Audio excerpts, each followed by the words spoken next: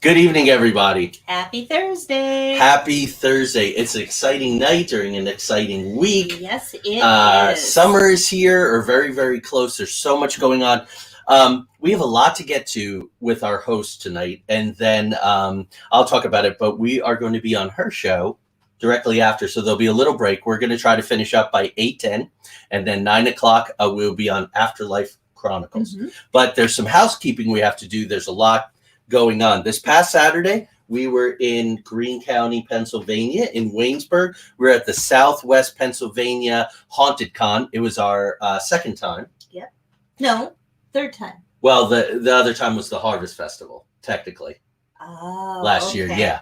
So, I know. Super haunted place. We've written about it in Roommates from Beyond. We got to meet a bunch of fans of the show, which was exciting. It really was. That people came up and they were excited to meet us. They watched the show, so that's terrific. Welcome if you're here again tonight. Thank you to Kevin. Thank you to Matt, who's the curator over there. Super, super haunted place, folks. It was a great weekend. 2 nights ago, I was on with Mark Eddy on Nightlight talking about 3 Gothic doctors and their sons, my Gothic novel, part of Stanton Chronicles. That's available now on Nightlight's channel, every place that they broadcast their YouTube channel. Last night, we recorded an episode with Weird Realities, Inc., our new friends, Hadley and Shay. That should be dropping pretty soon. That was awesome. And tonight, 9 p.m., Afterlife Chronicles with our guest. We're going to flip the mic around, which is pretty darn cool, with Nicole. And then Sunday night, I'm flying solo mission with Howie Odell on the Rift Network. You're going to be on the road. Going to be on Getting the road. back to normal, seeing clients, doing all the great stuff you do, readings and traveling. We picked up something new, traded some books, actually, for our new friends at Legendary Luminaries. Yes. Our good friend Bob, he and his wife hand paint these, and we're showing it to you up close. It's going to live in the future right above Eleanor's head, right below Rosemary. The camera's a little unfriendly with it, and it washes out, but we wanted to show you. So Legendary Luminaries on Facebook. Tell them Into the Outer Realms, Joey and Tanya sent you. There's the housekeeping. Yeah, it's cool to be this busy. I was going to say, not only do they make these incredible lanterns, if you're into the paranormal and just like I can't talk, paranormal house decor, they have pillows, they have, a great t-shirt, a Bigfoot. Towels. They had all kinds of amazing things. Bigfoot chasing a man on a tractor, and it says Eat Locals. Eat Locals. So that's on my shopping list. After some more book sales, that's going to happen. Let's roll the intro because Nicole is amazing. A kindred spirit. We have a lot in common. When I read her bio, it's going to take a while, folks. It's cool because it's amazing, and I didn't want to leave anything out. So we'll see you in a couple seconds. And I'm sorry to interrupt, but you did want to talk about playing Che real quick tonight, so I just wanted to. Oh, yeah. As you can see, my hair is dyed, my beard, I split my mustache. I'm a historic educator. A lot of you know that, and I'm doing a program for California remotely, the revolutionary Che Guevara. So, Juntos venceremos. Together we will win tonight, so let's do our thing.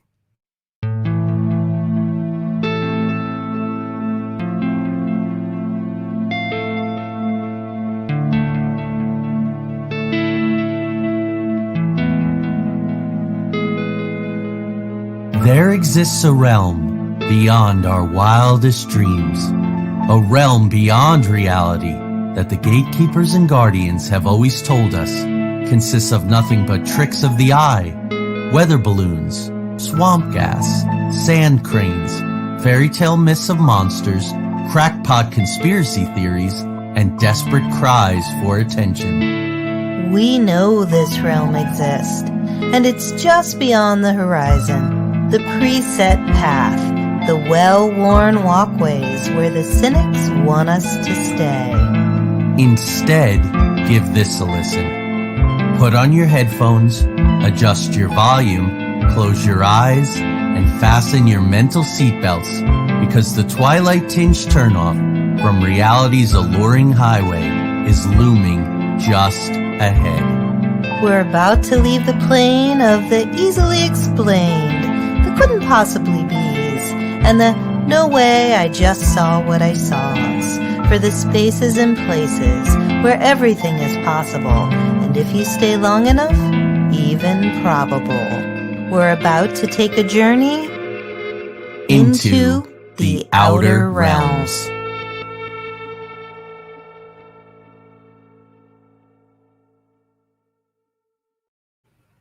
Okay, so I'm going to get right to the bio. I see that the comment room is already blowing up. We will try our best to get to that. There's so much to get through with Nicole tonight, but we'll do our best. We're certainly going to put them up the screen. One of the leading paranormal researchers on the West Coast, and I would dare say in the United States of America, Nicole Strickland is the founder and director of the well-respected San Diego Paranormal Research Society. Since 2011, she has co-hosted the Spirits of the Adobe tours at the iconic Rancho Buena Vista Adobe.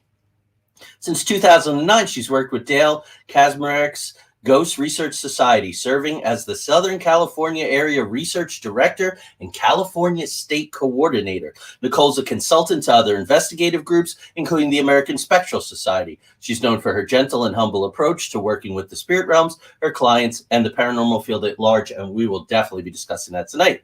Blending her love of history, paranormal studies, and writing, Nicole's written several books. We have 3 of them right here that we've read.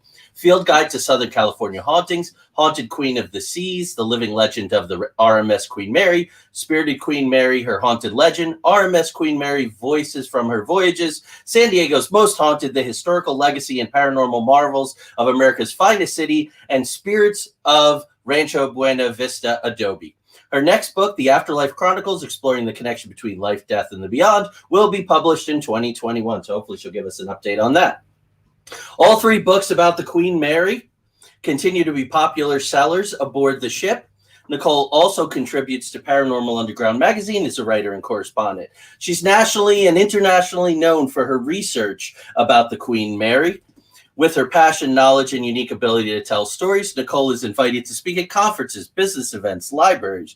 She presented at, and this is just some of them, Oregon Ghost Conference, Port Gamble Ghost Conference, Troy Taylor's Haunted America Conference, Ghost Fest 4 aboard the Queen Mary, Strange Escapes, USS Hornet History and Mystery Event, amongst others. Nicole's featured in myriad media outlets discussing her work, San Diego news programs such as Good Morning San Diego and San Diego Living. She's interviewed for national televised programs, including My Ghost Story, Caught on Camera, Travel Channel's Ghost Stories, and Famously Afraid. And she keeps very busy on the internet, podcasts. She's the executive producer, occasional co-host of Haunted Voices Radio. And in October of 2020, she debuted her own radio show, The Afterlife Chronicles of Beyond, which we will be on this evening, 9 p.m. EST. And already, folks, it's award-winning. FeedSpot named it as top 25 Afterlife podcasts, ranked number 13. In addition to working on other projects, she enjoys cooking, reading, traveling, spending valuable time with family and friends. She enjoys working with paranormal researchers and believes that through diligent research, teamwork, and collaboration, we will all better understand the vast field of the unknown. Amen to that. Please welcome our guest this evening, Nicole Strickland. Hi, Nicole. Thank you so much for having me. Wow, I'm blushing over here. You are very, very busy and very well known and respected. Yeah. Oh my gosh, likewise. You too. This is such an honor. And it's funny how I'm on your show and then we're going to flip and you're. I like it. This is unprecedented for us, but maybe it'll start a trend. Yeah, exactly. That's right. Well, we want to start off first by congratulating you again for being named in the top 25 Afterlife podcast by FeedSpot. I mean, that's just so wonderful. We're so excited for you. Yeah, I mean, it's kind of a shock because, I debuted the show in October and I think it was January when I got the email. I'm like, whoa, okay, I'll take it. That's fine. But yeah, it's really an honor. So that just speaks to what a tremendous following you have. That's terrific. That is terrific. So we always like to start the show by talking about, obviously for guests that we know, how we met, right? And yes. We had the privilege of being introduced to you through Gary Nance and Suzanne Mitchell, and they knew that we shared similar philosophies and, of course, shared similar interests, and we're mutual friends with Rosemary Ellen Guiley, and we are just thrilled that they connected us. Absolutely. It's all meant to be. So let's jump right in. After we talk about how we've met our guests, we like to find out what your early experiences were, how you got on the path. And in reading this book here, The Spirited Queen Mary, that Rosemary wrote the foreword for, which is very exciting, you talk about an experience that you had in 2001 with your grandmother. Can you tell our audience about that? Yeah, this was, I've had experiences all my life growing up. I mean, as far back as I can remember. But this one experience with my grandmother, I consider it to be the experience that actually catapulted me on my journey as a paranormal researcher. So I was a senior in college at the University of Arizona. And so I forgot to say, my whole family pretty much lives in San Diego. So my grandmother was living in San Diego at the time. And so she calls me up the day before she passed, just wanting to say hi and ask if I was okay. And I thought, well, that's odd. Why would she ask me if I'm okay? And so I talked with her on the phone for about 10 or 15 minutes. And, at the end, we told each other that we loved each other and all that. And then the following afternoon, my mom, so her daughter, but my mom called me, and I could tell immediately by her voice that something wasn't right. And so she said, "I'm so sorry, sweetheart. I love you so much, but Grandma passed away early in the morning at about 4:45 a.m." So I was devastated, needless to say, and I booked the first flight I could get back out to San Diego. So I spent time with the family there for a few days and then came back out to Tucson, Arizona. And that's when some odd experiences started happening in my apartment that I didn't experience prior. And so my grandmother, when alive, would always go around at night to check the doorknobs to make sure the doors were locked. And so I started experiencing that first in my apartment, specifically my front door and then my bedroom door. I would hear the doorknob move and like as if someone was turning it. And this is something this is something I never experienced prior. Again, my logical mind was like, it's just vibration, this and that. So I kind of chalked it up to that. And then a couple of nights later, I was sitting on my bed, and all of a sudden I felt a disembodied hand caress my face. And that started connecting the dots. And it felt as though it came from someone that I knew and loved very dearly. And so that's, like I said, that's when I started to connect the dots. And I figured it probably was my grandmother coming through. And then give or take another day or two later on, again, at night, I was reading, typing up a paper, if I believe, on my bed. And I noticed out of my left peripheral vision, someone standing over near where my closet was. And when I looked up, there was my grandmother. She looked about 10 years younger. She was wearing one of her favorite blue and white house dresses. It almost looked as though she had a spotlight shining against her back. So she had this very illuminated halo around her. She didn't say anything, kind of a slight smile on her face. And the encounter lasted for a long time. I would say maybe about a second, maybe 2 seconds at most. And then she dissipated. Wow. And so I, to this day, am not sure whether or not this was some sort of bereavement hallucination on my part, or if really she did come to me. I'm leaning more toward the latter. I think that she came to me and it was just her way of saying, I'm home, I'm okay. And I immediately called my mom and told my mom about the encounters. And that's when my mom's name is Norma. Her and I talked with my grandmother. Her name was Helen, and we let her know that she's free to move on and she doesn't have to worry about the family anymore. And she's free to go where she needs to go. And so that pretty much was the experience. And it catapulted me on the journey I'm on today. And I thank her for that. It was very, very profound. Awesome. That's amazing. It's really interesting to me as well how you said she appeared 10 years younger. And that's so common when I'm doing reading for folks and their loved ones are coming through. They generally appear younger. It's usually when they were the happiest. Right. And I always say I'm going to be 20 something when I can, Oh, totally. That's totally what I'm doing. But it was the same. And we got together at 29, so we'll see how that overlaps. Yeah. But yeah, it was the same for me when my mom passed, and she came to me. She was my mom had been very ill for a long time, and so she came through really young before all of the illnesses showed up for her. So it's a very common thing. And what a wonderful experience that your grandmother came just to let you know, and then sort of catapulted you into the outer realms. No. Clever. Very clever. See what I did there? Everybody knows what they're watching. So we really thoroughly enjoyed your books. I mean, first of all, you did such a great job with the research and the history. You're just clearly very, very knowledgeable about the Queen Mary. What really struck me, though, when especially reading The Spirited Queen Mary, is how similar our philosophies are, how similar our beliefs are.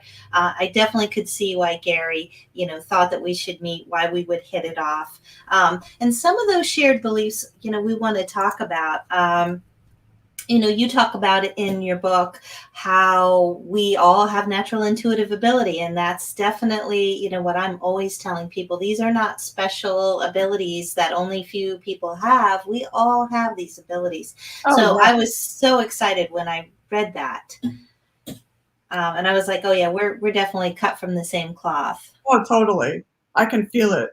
You can just feel it, Absolutely. So the other thing that really struck me, though, was the level of respect that you show. You talk in The Spirited Queen Mary about how important it is to have respect, not only obviously for the location, for the clients that you're working with, but for the deceased. And we're always thrilled when we meet other paranormal investigators and researchers who share that view as well, because they're just people without bodies, and they certainly deserve the same respect that we would give anybody else.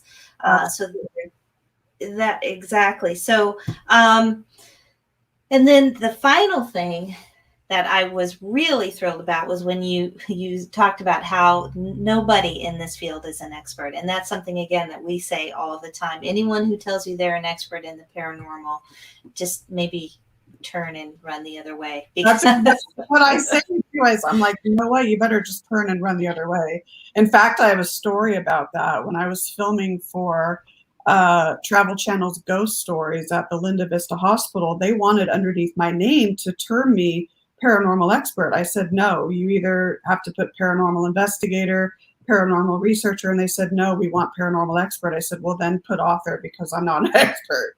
So that's why it says author under there. But yeah, I'm firm on that. How can we be an expert in something that is not proven? It's impossible. Exactly. Well put. But let's talk specifically. Our field is coming into its maturity. I saw a post that Ryan Sprague, Somewhere in the Skies podcast, posted today about how there's more respect, there's more acceptance, but there's responsibility that comes with that. And we're all sitting on the edge of our seat wondering, what is this disclosure going to be, and how legit is it going to answer, or is it going to create more questions? But your feelings on the ethics and professionalism that is required from us always, but especially now at this key moment in our field. Yeah, I just think it's on, like any other field. Let me back up a little bit. And this is my own, I guess, opinion. I think that there's almost like a psychological divide between the ghost hunter mentality, the thrill-seeking mentality, wanting to go out and just have that thrill for entertainment purposes, versus those like yourselves and myself that are out in the field for the legitimate research end of it and helping clients and connecting with energies. So I find that there's definitely that difference. But for me, professionalism and ethics, the respect, like you said, is absolutely imperative, not just for the clients and for the energies we come across in terms of, the connections we have with them, but to advance the field of the paranormal. We have to have that. There has to be some legitimacy with that and integrity with that. So it's just a very strong belief of mine. Great. And we're just going to skim over it now because we talk about these terms, but you talk about the difference between a spirit and a ghost. Our audience is familiar with that because it really lined up as I was reading the books. I was just marking, wow, this is because we were on a show last night. And again, we were talking about that ghost hunting researcher distinction. And I think, that's what we're talking about. But everyone's talking about it now. Right. And so I hope the audience understands that. Also, the difference between a cynic and a skeptic. Absolutely. So many, even really well-known people in our field, people who really understand language, use skeptic when they mean Exactly. cynic. We're skeptics. The Right. three of us are skeptics. Yeah. So being someone who researches, whether I'm doing fiction, whatever, the amount of research was amazing in these three books. Can you give us a brief history of the ship? Because it's wonderful that you not only you don't just talk about the paranormal, you talk about the history, and then share with us what first drew you to one of your best friends in the world, it seems. Yes. Oh my gosh, I'll try to keep this as, concise as possible. But I believe that history and the paranormal are dear friends. They have a very close kinship, if you will. You really can't have one without the other. So the RMS Queen Mary, the belief with her and other ships designed by Cunard started with Samuel Cunard's belief in ships. And so design concepts for the Queen Mary began as early as 1926 when other countries were competing for grand ocean liners. And so the Queen Mary was actually built in 1934. Her launch took place on September 26, 1934. And her maiden voyage from Southampton to Cherbourg, France to New York City and back. So she was on the North Atlantic run. That maiden voyage took place May 27, 1936. And so the Queen Mary was designed, along with her sister ship, the Queen Elizabeth, for, like I said, the North Atlantic run as a passenger ocean liner. So she carried people from all walks of life. I mean, you have members of the aristocracy, celebrities, dignitaries, people from all walks of life sailed on the Queen Mary. However, when World War II was imminent and when it actually came to be, she and her sister liner, the Queen Elizabeth, were requisitioned for World War II troop ship duties, mainly for her size and her speed, those two reasons. So pretty much for the entire length of World War II, she served as a troop ship. She sailed pretty much the 7 seas. I'm trying to think of the date. It was July of 1943, I believe, where she had, including servicemen and crew, a total of 16,683 souls on board. That's always something I remember. July of 1943, I believe that was. And so during the length of World War II, she also carried German and Italian prisoners of war. During the latter parts of World War II, she served as a hospital ship and carried injured soldiers to the United Kingdom. So she's pretty much been everywhere. And her and the Queen Elizabeth's roles in World War II absolutely shortened the war by about 2 years and saved, oh my gosh, numerous lives, men, women, and children. So then after World War II ended, she obviously carried war brides. I think in total, I want to say it was about 22,000 war brides. And then resumed her regular pre-war ocean liner duties. Okay, until 1967, when Long Beach won the bid for $3.45 million. And since 1967, she's been docked in Long Beach and she has a hotel on board, M deck going from top to bottom. M, A, and B are the hotel decks. She's a museum. She has wonderful restaurants, all kinds of activities on board, tours, historical tours, paranormal tours, you name it. You can have events on board. People get married on board. They have high school reunions on board, you name it. So that is like I mean, a very, very, very short history of the ship. I mean, we'd be here like for 2 hours. Yeah, we are doing good on time, or doing well on time. So a couple of things. So when she was requisitioned into World War II, there's a couple of cool things. I've actually incorporated her into some of my fiction. I'm working on a novel now. It lined up so well. I took the character from my 3 Gothic doctors and their sons, and he appears in a prequel that I'm writing now that's a Sherlock Holmes case. But he was on her when she won the blue ribbon for fastest transatlantic. So I thank you for that. I'm always looking for great tidbits. Of course.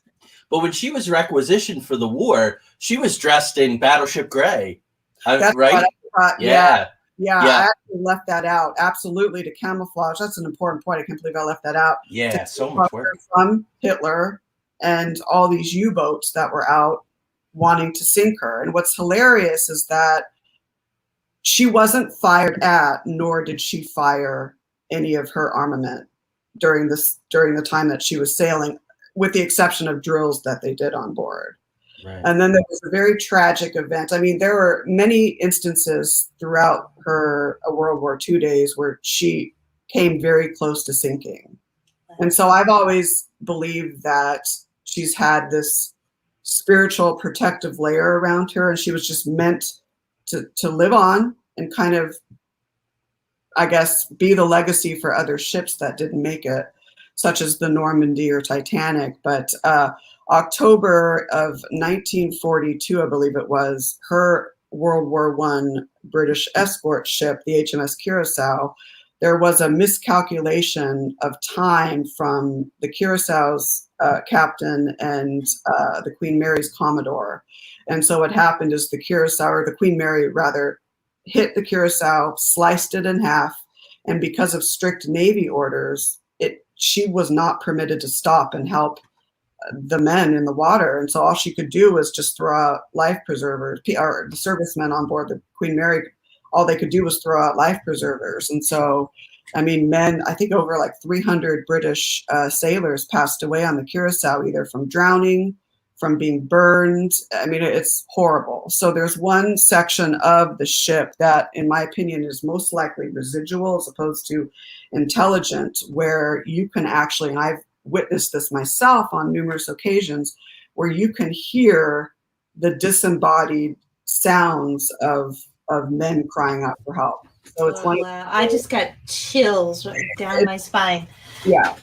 I mean, the forward cargo holds too, below the rope room, for example, they had German and Italian prisoners of war. That's another very thick area where I often get tears down there, just because it's just so sad what they had to go through. Because it was super hot down there. Absolutely. So they were suffering, right? Right. Oh, absolutely. Yeah. I mean, ship designed for the North Atlantic run, and then she goes into these hot, humid climates during the war. I mean, yeah, a lot of men died from heat stroke. You know, they'd get irritable and fights would break out. The prisoners of war would be kept down in these pits and even other areas of the ship, and standing room only. They would have water and bread lowered down in buckets. And sadly, many of them passed and their bodies unceremoniously thrown overboard. So, wow. It's, yeah. And before we move on to specific areas of the ship and the haunting activity that you've cataloged over the years, she was kind of uniquely named, if I remember correctly. Mm-hmm. She didn't have a name up until her christening. And then can you tell us what happened? Because I just thought it was so neat. Yeah, I think a lot of people thought that her naming was going to end in the typical, the letters of IC, like Titanic, for example. And so Queen Mary, Her Majesty Queen Mary, and this was the first time that a reigning queen ever named a ship, to my knowledge. And so they announced to everyone, okay, I think the words were, I am happy to name this ship Queen Mary. I wish success to her, to all who sail in her or on her. And then they crashed that bottle of Australian wine on the bow there, and there you go. So there's actually a video of Queen Mary. I think it's on YouTube, actually naming the ship. It was a huge, huge event. So That's awesome. And of course, Queen Elizabeth's mother, am I right? Yes. Yeah. So very cool. So guys, I mean, again, we're going to keep plugging these. These books are just full of information. We're going to get to the more paranormal aspects, but a couple of very cool things. There's some neat people with us tonight. Our good friend Colette McArdle, her granddad worked on the ship for Kennard. Really? And and our friend Dave Reese II went to parties on the Queen Mary a couple times. He says, as you know, it's a spectacular ship. Yes, pretty much. So cool people in spirit. Whenever we mention it to anyone, they immediately know it. Mm-hmm. Pardon? I'm sorry. But whenever we mention it to anyone, they immediately know it.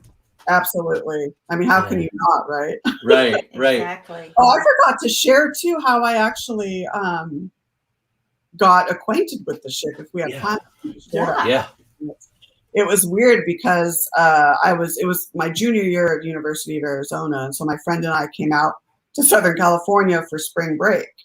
And so we took a Carnival cruise, just a 3-day cruise on Carnival. And there's a Carnival cruise port right adjacent to the Queen Mary. So my first time actually seeing the ship was the year 2000. And I remember being in the backseat of the car, and I was staring at the ship, and I said to myself, I will be back one day. And sure enough, that day came in 2005.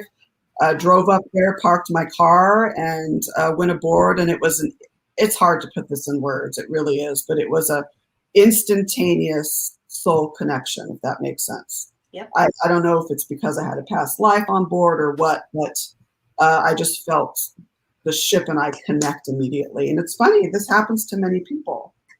Yeah. Oh, I was so surprised at how often it happened. So tell us about the spiritual ambiance of the ship and the resident spirits. Oh, absolutely. You know, I think my opinions may differ from others, and that's fine. Some people may agree with me on this, and some people may not. That's fine.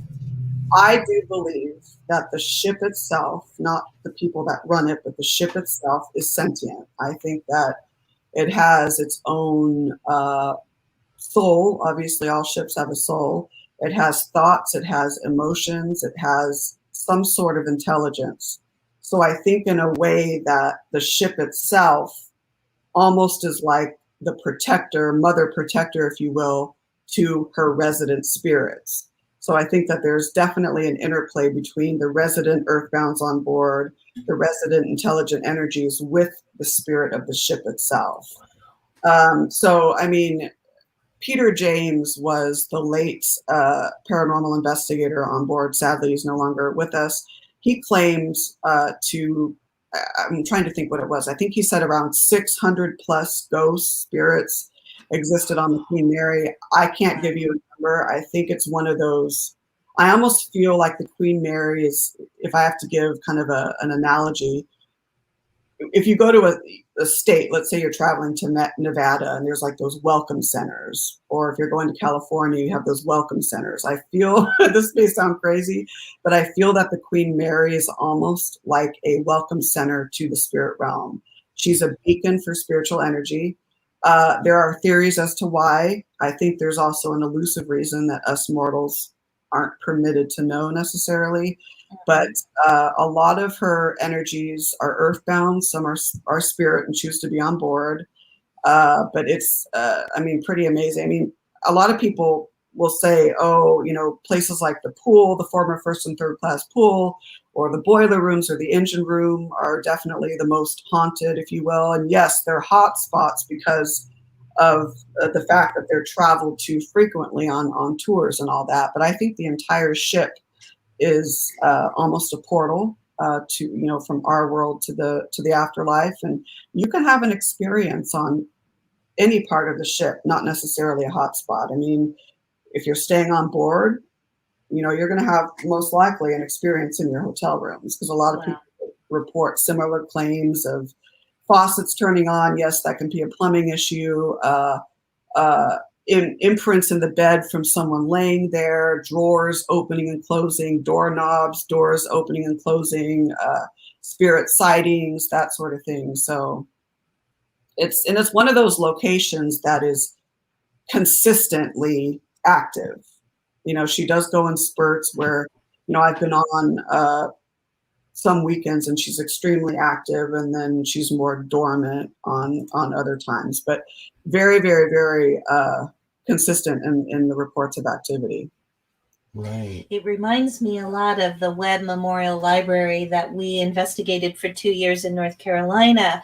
Wow. Particularly what you were saying about it being a beacon Yes. for spirits. We felt that way, and also a portal, but it was the same kind of thing. I used to call it Grand Central Station for ghosts, but I think I actually like your Welcome Center analogy a little bit better because, Wow.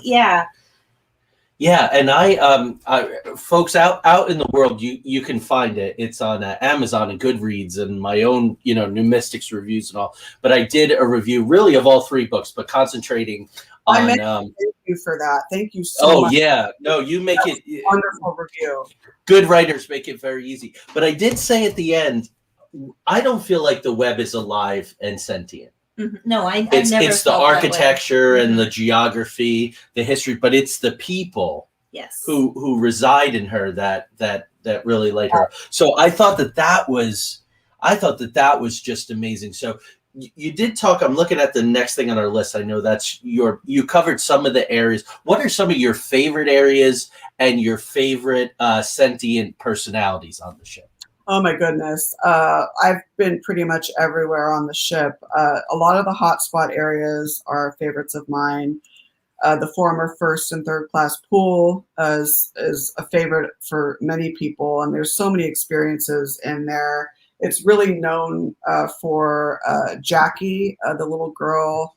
She's about 6 or 7 years old, intelligent energy. Peter James thought that she may have drowned in the second class pool. That has not been proven. There's no forensic evidence to suggest her origins at all. So we really don't know who Jacky is, but she's prevalent in the former first and third class pool, as well as all areas of the ship. I have a theory, I may be wrong on this, but I have a theory that Jacky almost is the female personification of the ship itself. Again, that's just a way thought out theory, but I often wonder that because I have evidence and personal encounters of other energies on board knowing who Jacky is and calling out Jacky. It's funny because a lot of people go on board to want to experience Jacky. So I often wonder, okay, there's the real Jacky, but is there also some thought projected, hologram tulpa of her from the amount of people going seeing her? So that's a possibility too, but she's very friendly, very intelligent, takes on that childlike persona, but I think she's wise and very intelligent beyond her years for being a spirit. Let's see. So the pool, like I said, shadow figure and energies on board. People have seen people in vintage bathing suits jumping into the pool, hearing the sounds of phantom splashes of water, although the pool has been drained. Numerous energies in that area. The women's changing room is home to kind of a territorial, grumpy male energy. Not really sure who that is. Ghost cats have been seen in there. There is an Italian soldier that is apparently missing his legs that has been spotted in there. So that's a huge hot spot. The aft engine room is another one, as well as the forward engine room, which was boiler room number 5 and the boiler rooms. So the entity in the aft engine room, the most popular one is, and I'm going to just use his initials out of respect for the family, is JP. And he, you can Google him online and you can find out what JP means and what it stands for. But he was an 18-year-old crewman from Yorkshire who joined the Queen Mary, oh gosh, I want to say it was March 30th of 1966 that it was his first voyage on the ship. So he primarily worked in the boiler rooms. I don't know which one. I want to say maybe boiler room 3 or 4 as a fireman and bilge cleaner. But and I believe this was his 3rd voyage on the Queen Mary, he was assigned to the engine room, the aft engine room, in July of 1966. Sadly, another a crew member found him wedged upright, deceased or almost deceased. in watertight door number 13, which is on the Shaft Alley side. So apparently no one saw how he passed on.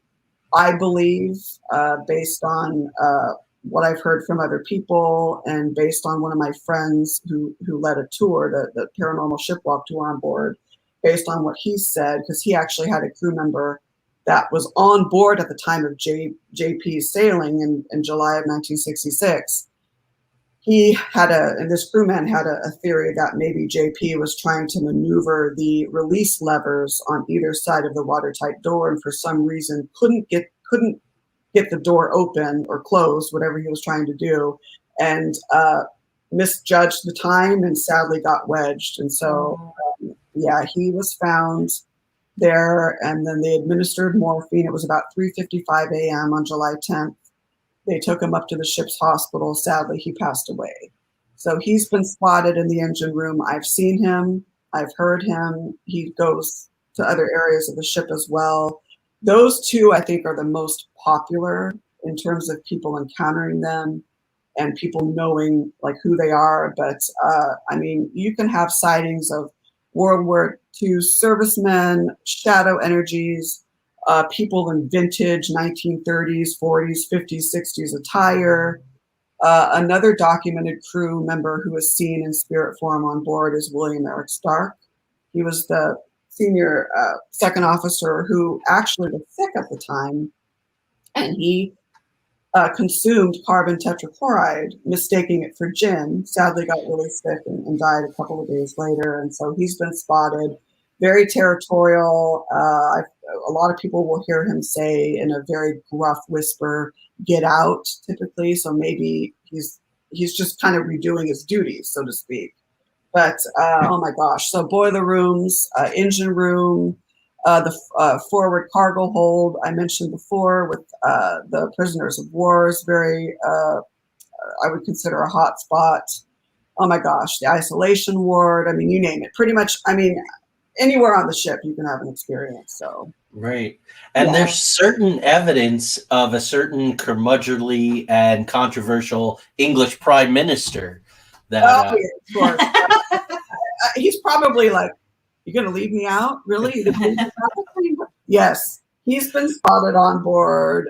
His suite, actually M deck during the war, was reserved for Winston Churchill and his entourage. So people have had weird experiences in M deck, which is the suite named after him. When I took my mom on a few years ago, we visited, I wanted to show her where the Churchill Suite is. And so we heard two men talking in there. And so I asked the front desk and I said, "Is anyone staying in there?" And they said, "No." We smelt a very profound smell of cigar smoke, which is a common claim. He's been spotted on the sports deck and sun deck, just kind of in his attire, smoking his cigars. Another story I sometimes forget to share on shows, but I did remember at this time, is in the Churchill Suite. One of the maids was in there one day, and so she actually saw what looked like the figure of Winston Churchill float into a picture on the wall in the room, and of course that picture was of Winston Churchill. Wow. There's so many stories, but I'm looking at the time and don't want to take up too much time, but oh my gosh, it's amazing. I think we're good. But Churchill is so he was a painter. Yeah. He and his wife hated the portrait that was done at his retirement, and was it put up in an attic? Was it set on fire? Peter Morgan took his own take on it on the crowd. So the fact that he's attached to a portrait of him makes so much sense to me, right? Knowing what I know about Churchill. Yeah. No, I was just going to say, I cannot wait till we get out there and can investigate with you. It just sounds amazing. You'll probably see Winston Churchill. He'll probably flirt with you. See Winston that would be cool. That would be so cool. You have permission to openly flirt with Prime Minister Churchill. But so let's move on. Likes my mom, apparently. I think. Oh, nice.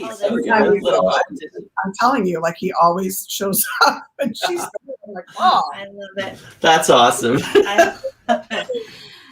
So speaking of investigating together, we mentioned, of course, our mutual friendship with Rosemary Ellen Guiley, and just what a wonderful mentor she was for all of us. She really was the epitome of ethical conduct in the field. Absolutely, without a doubt.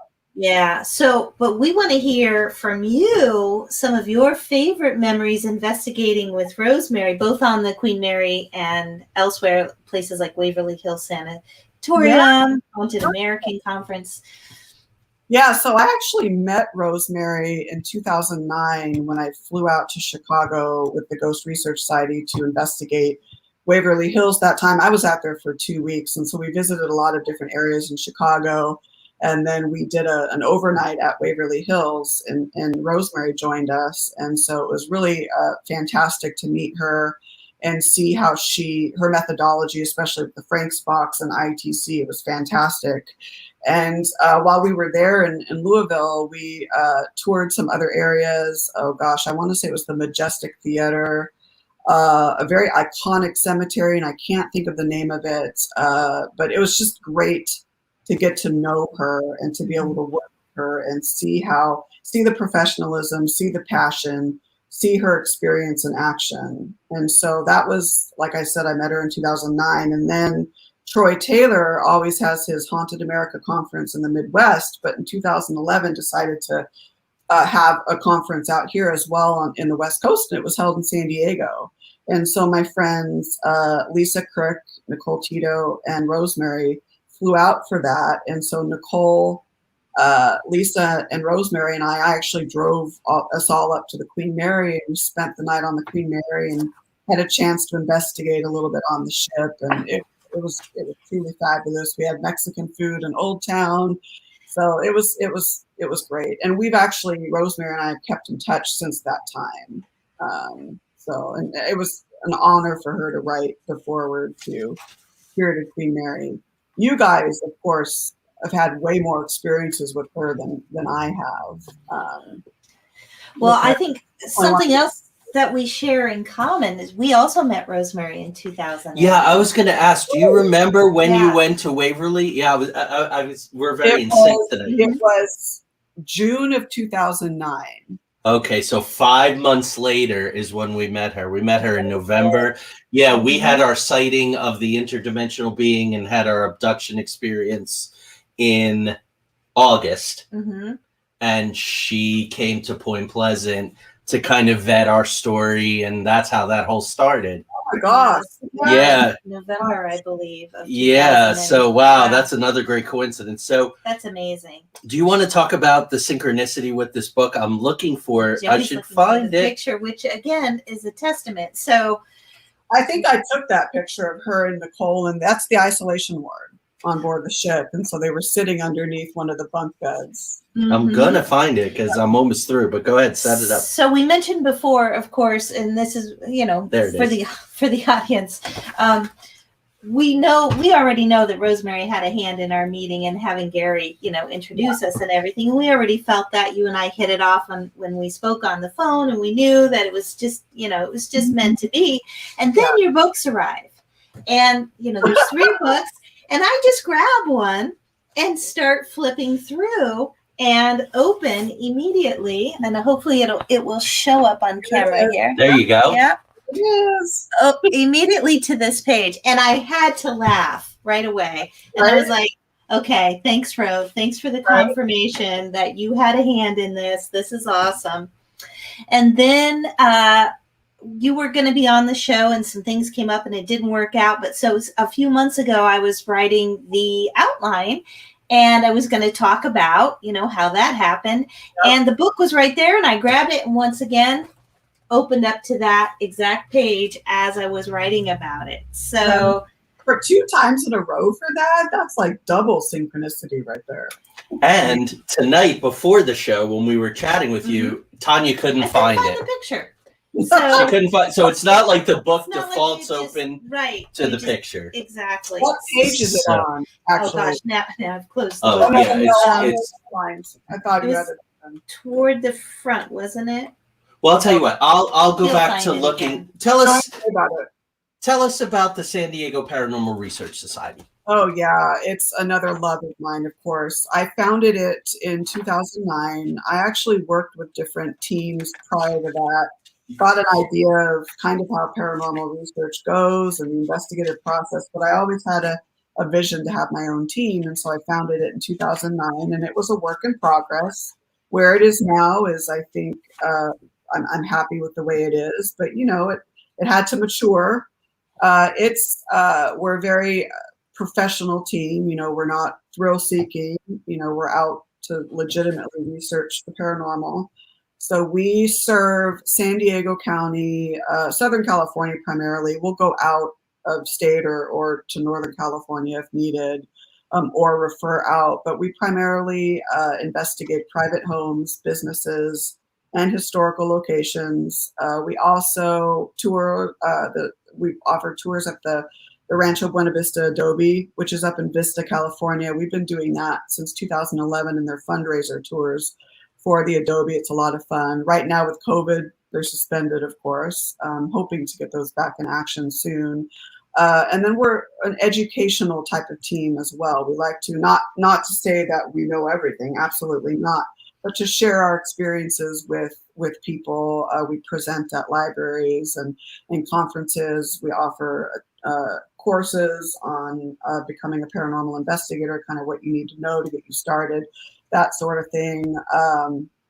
Speaking of private residences, though, we're very selective with what we take on. So, it's not to judge a book by its cover, but if we get emails, and we do, that have a ton of misspellings and that maybe are like one or two sentences, hey, I have a ghost in my home, come and research it.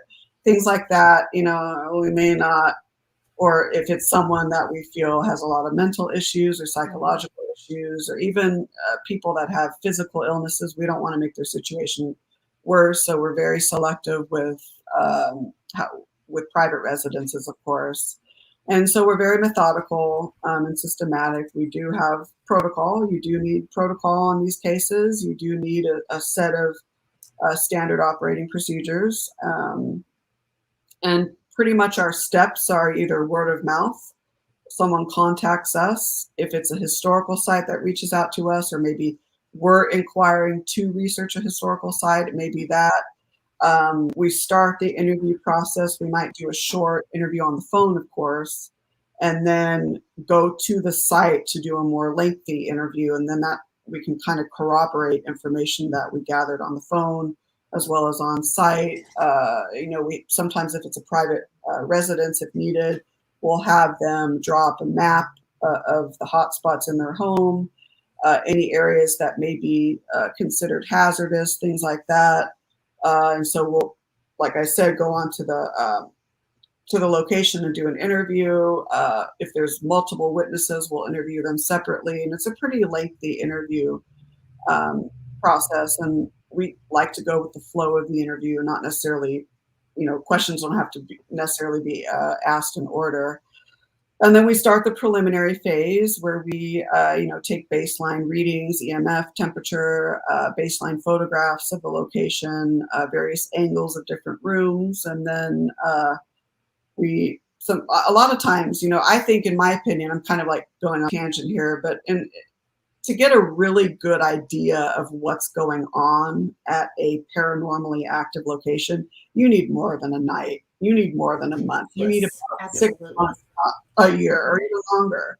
But a lot of times we're only awarded a night, so we'll take it, and we, do our sort of experimentation. We do like to blend a lot of people cringe at this word, I know, I do too sometimes, but the science end of it with the metaphysical end. I think blending your own intuition, paying attention to what your body is saying, using metaphysical types of devices like divining rods, crystals, pendulums, along with, audio equipment, video equipment, environmental monitoring gadgets, that sort of thing, I think gives you a more, overall picture and can help you a little bit better of getting an idea of what's going on at a location.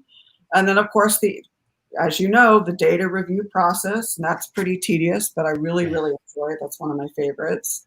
And then after we're done, we write a case report. We send copies of any data, personal experiences, give that to the clients, keep one for ourselves. And sometimes we'll warrant, pretty much like I said, I mean, you should have a second investigation. If it's a private residence, sometimes they don't want one, and that's fine. But we try to say, you know what, we'd love to come back just to see if we, you know, what we get on the second time, if it matches and corroborates with the first. And then, of course, if they need help with like clergy members, or maybe they want to meet with a shaman, we're happy to refer out. So that's kind of like how we do it. It's pretty standard, I guess, you know. So standard in terms of professionalism and integrity, and our audience was probably listening, going, okay, that's how Joey and Tanya work. That's cool, right? So and Dale Katzberg too. He's been a huge mentor too, and being that I've worked with the GRS, I've learned some tips too as well. So I like the way he conducts his cases. Very methodical protocols, so it's very streamlined, and so that's how we like to keep it as well. So nice. So you are so good at this. We got through these questions so efficiently. I said to Tanya, there's a lot of material here, but Nicole knows what she's doing, and it was perfect. I love it. Likewise. So we're gonna my voice. Yeah, we're gonna take this home and give you a rest before we get back together again in an hour. So want to do this one here? Yes. I'm sure our listeners would love to know how to find you, where to purchase your books, how to listen to your podcast. Sure, absolutely. So my main website is authorNicoleStrickland.com. And then the San Diego Paranormal Research Society's website is SanDiegoParanormalResearch.com. I also have a very small website devoted to the Queen Mary. It's more of a blog sort of website, and that's the title of my second book, which is SpiritedQueenMary.com. I'm on Facebook. My personal site, obviously, is Nicole D. Strickland. I have an author site, author Nicole Strickland. My Afterlife Chronicles radio show, its Facebook page is Afterlife Chronicles and Beyond. And then, of course, that show is on the WLTKDB network, or the Let's Talk network. So you can find out more about that show as well as the other shows on that network at WLTKDB.com, as well as theletstalk.com. Let's see what else. Twitter I'm on, but I'm really bad with Twitter. I don't use it that much. And then Instagram, author Nicole Strickland on Instagram. I'm trying to think if there's anything else. Podbean, for Afterlife Chronicles. I believe it's afterlifechronicles.podbean.com, and that's pretty much it. So. Well, guys, get to know Afterlife Chronicles tonight. Come visit us, because we'll be talking about some of the same things. Right. We'll also be talking about different things. Yeah. So, and I love the way you do your show. I will say it's very professional. StreamYard is fantastic. I've really enjoyed being on. So good job. Thank you. Thank you. Craig Ansel from Three Beards Podcast. If you're still with us, you were the one who said, Craig. Joey, Tanya, you got to get on StreamYard, and we love it. Yep. So cool. So, Nicole, we're going to let you go, and we will see you in about 50 minutes. You got it. I'm so excited. Thank you so much. Thank you so much.